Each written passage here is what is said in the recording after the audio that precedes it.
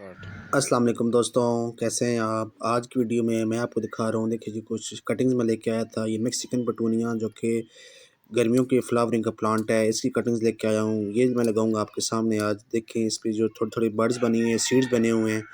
मैं इसके सबसे पहले ये सीड्स अलग कर दूंगा, क्योंकि हमें सीड्स नहीं चाहिए, ना ही हमें इसके अभी बर्ड्स चाहिए। हमें इसकी ग्रोथ चाहिए, नई रूट्स चाहिए। एक्स्ट्रा पत्ते मैं काट दूंगा, साथ में दो दो या तीन पत्ते रहने दूंगा इसके जो स्टेम है उसके साथ। और फिर मैं लगाऊंगा इसको मट्टी में।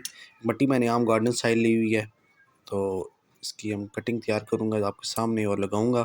जितने भी इसके सीड्स बन रहे हैं मैं सब अलग कर दूंगा, क्योंकि इस मौसम में इसके सीड्स बनते हैं और ये गर्मियों में फ्लावरिंग करता है ये प्लांट मेक्सिकन पटूनिया। इसकी मैंने कटिंग ली हैं, तो इसके पत्ते ज़्यादातर काट देंगे, 2 से 3 पत्ते इसके साथ रहने देंगे, क्योंकि फिर जो इसकी सारी एनर्जी है ताकि वो रूट्स बनने की तरफ लगे, पत्तों की तरफ इसकी जो खुराक जितनी भी है वो ना लगे। इस तरह अगर पत्ते ज़्यादा रहने देंगे तो फिर ये इसके रूट्स बनने में मुश्किल होगी। इसलिए हम पत्ते ज़्यादातर इसके उतार देंगे, बड़े बड़े पत्ते जितने भी हैं हम उतार देंगे और 2 पत्ते या 3 पत्ते साथ रहने देंगे।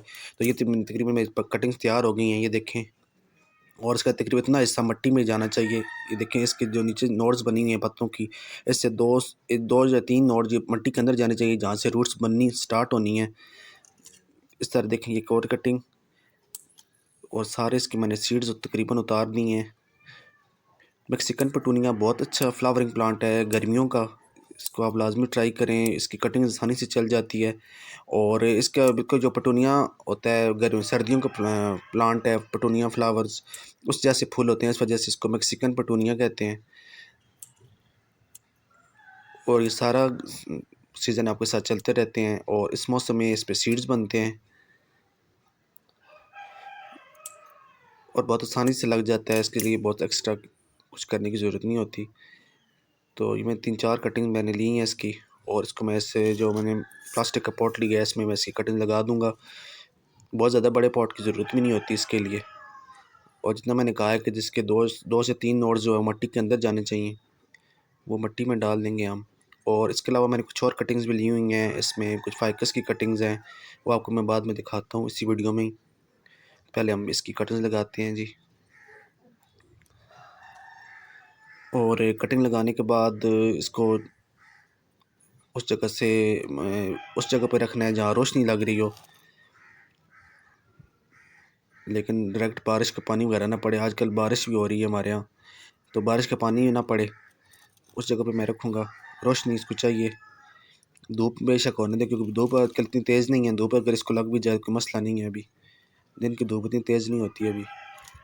तो ये मेरी आज का मेक्सिकन पटूनिया की कटिंग्स लगी हैं, और इसके बाद मैं आपको दिखाता हूँ अपनी दूसरी कटिंग्स जो कि फाइकस की कटिंग्स हैं और दूसरे प्लांट्स की कटिंग है। उसमें अल्टरनेंथियरा की कटिंग मैंने ली हुई हैं, उनको मैं लगाऊंगा।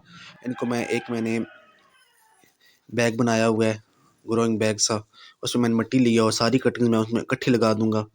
जिन जिन में रूट्स, क्योंकि हमारी जितनी भी कटिंग्स होती हैं वो सारी सक्सेसफुल नहीं होती हैं, उनमें कुछ चलती हैं कुछ नहीं चलती। तो इस वजह से आप जब भी कटिंग लगाएं एक से ज़्यादा लगाएं किसी भी पौधे की। मैंने ये कटिंग लेके आया हुआ था फाइकस वगैरह की और दूसरे प्लांट्स की। मैंने इनको पानी में रख दिया था। एक दिन मुझे टाइम नहीं मिला, मैंने इसको पानी में इसलिए रखा है ताकि इसकी जो फ्रेश रहें ये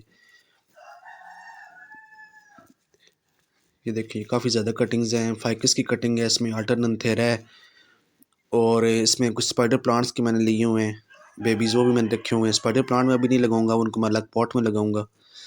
इस जो मैंने ग्रोइंग बैग तैयार किया है इसमें मैं बाकी सारी कटिंग जैसे एक बैग में लगा दूंगा। ये देखें ये स्पाइडर प्लांट, इसकी अच्छी रूट्स देखने नीचे बन रही है। पानी भी एक स्पाइडर प्लांट में 3 से 4 दिन हो गए पानी में, और इसकी रूट्स अच्छी अब नीचे आ गई हैं। तो इस जो बैग है इसमें भी मैंने वही मीडिया लिया है, ग्रोइंग मीडिया जो है वो आर्म्स गार्डन सॉइल।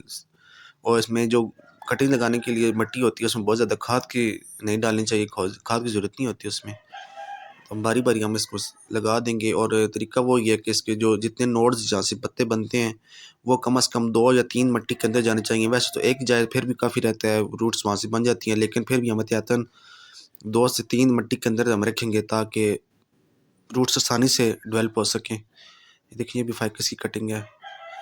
और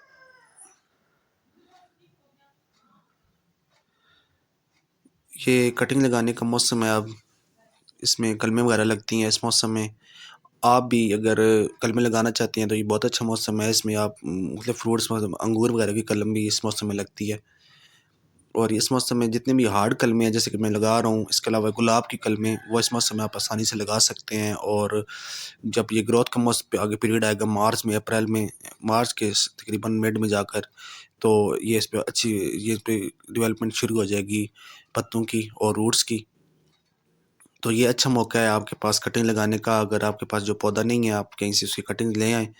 اور اگر آپ کے پاس کوئی پودا ہے بھی ہے گھر میں اور اس کو آپ بڑھانا چاہتے ہیں، 1 سے 2 کرنا چاہتے ہیں، تو یہ اچھا سیزن ہے، یہ منتھ ہے، اس میں آپ کٹنگز لگا لیں. میں ابھی تھوڑا سا لیٹ ہوں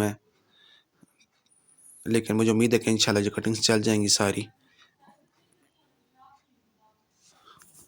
اور یہاں تقریباً میری ساری کٹنگز لگ گئی ہیں، یہ ایک رہ گئی اس کو میں لگاؤں گا. اور اس کے ساتھ بھی یہی کرنا ہے کہ اس کو بھی میں اس جگہ پہ نہیں رکھوں گا جہاں پہ ڈائریکٹ اس پہ بارش پڑے، اور بہت زیادہ ایکسٹرا واٹرنگ بھی اس میں نہیں کرنی. جب مٹی اس کے اوپر خشک ہو تو نہیں پانی میں تھوڑے ڈال دوں گا، اور اس کے علاوہ اس پہ اسپرے کرتے رہیں ایسی کٹنگز پہ.